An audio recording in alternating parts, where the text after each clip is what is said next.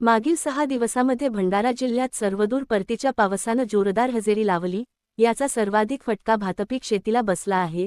भातपीक शेतीसह भंडाऱ्यात बागायत शेती करणाऱ्या फळबागायतदार आणि फुलशेती करणाऱ्या शेतकऱ्यांनाही याचा चांगलाच फटका बसला। या परतीच्या पावसामुळे झाडाला लागलेले पेरू आणि फूल काळवंटली असून ते खराब झाल्यानं बाजारात विक्री होणार नसल्यानं याचा आर्थिक फटका बागायतदार शेतकऱ्यांना बसला आहे। सततच्या परतीच्या पावसामुळे आज रोजी शेतकऱ्यावर अस्मानी सुलतानी संकट आले आहे।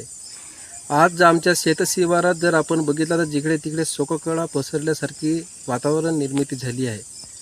आज शेतामध्ये उभा असलेला धान हा कापण्यायोग्य राहिला नाही आणि कापलेला धान हा केंद्रावर विकण्यायोग्य राहिला नाही, अशी भयावह परिस्थिती आम्हा शेतकऱ्यांची झाली आहे। आमच्या शेतशिवारामध्ये मोठ्या प्रमाणात पेरू बाग आहे, फुलशेती आहे, भाजीपाला शेती आहे, अशा अनेक शेतीचे आमच्या पाण्यामुळे खूप नुकसान झालेले आहे। तरी शासन प्रशासनाने त्वरित पंचनामे करून धान शेतीला हेक्टरी 1 लाख रुपये, तर फळबागा भाजीपाला शेतीला हेक्टरी 2 लाख रुपये अशी आर्थिक मदत त्वरित करावी।